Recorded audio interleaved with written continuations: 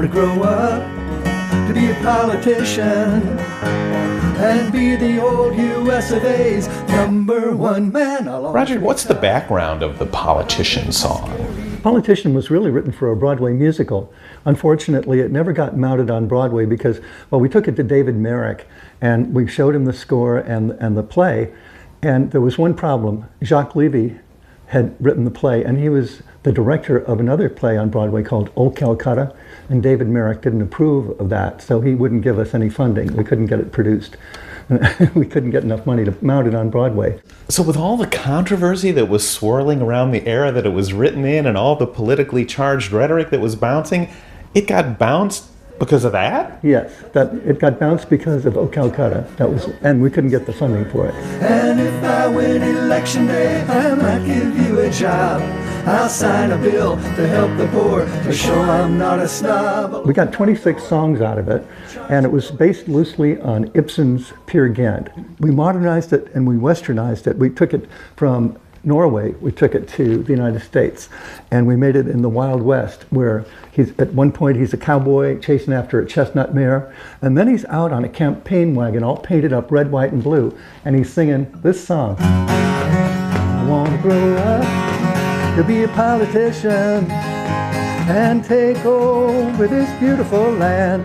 Now, when you write a song, Roger, you never know if it's going to have legs or you never know if it's just going to serve the purpose you originally wrote it for. Does this song surprise you that we're still talking about it and asking you questions about it today? It does, because, well, the good folks at NPR have used it on several shows. I think it's been on Talk of the Nation and Political Junkie, and the Car Guys have used it a couple of times too. I love that. I love their show. I love all these shows. I love NPR. So it is wonderful, and it's always a thrill to hear your song on the radio, no matter who's doing it. I'll make you glad you got me in with everything I do, and I'll defend until the end the old red, white, and blue. Why do you think it clicks with people now? I mean, it's not a mean song, but it's not a particularly complimentary song. I mean, I think it's whimsical. It kind of pokes fun at the sort of the background of politics being like they'll say anything and do something else, and that's what the song says, you know. And it's contradictory. It says I'll shoot guns or butter my bread. I'll work on the towns or the prairie. I'll give the young the right to vote when they mature. It's got paradoxes in it, and I think that makes it kind of interesting and true to form for politics. And who knows, this thing may endure and go down in years and years as a classic. I can't see any candidate using it as their campaign song, but I think it will continue to be a good satire. I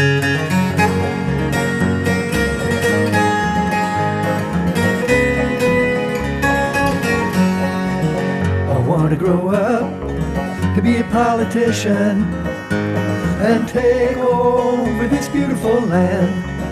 I want to grow up to be a politician and be the old US of A's #1 man. I'll always be tough, but I'll never be scary. I want to shoot guns or butter my bread.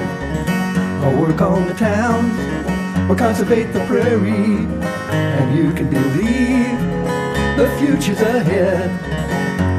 I'll give the young the right to vote as soon as they mature, but spare the rod and spoil the child to help them feel secure.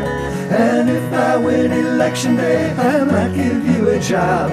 I'll sign a bill to help the poor, to show I'm not a snob. I'll open my door, charge you no admission, and you can be sure I'll give you my hand. I want to grow up to be a politician and take over this beautiful land. I'll make you glad you got me in with everything I do, and I'll defend until the end the old red, white, and blue. I want to grow up to be a politician and take over this beautiful land, and take over this beautiful land, and take over this beautiful land.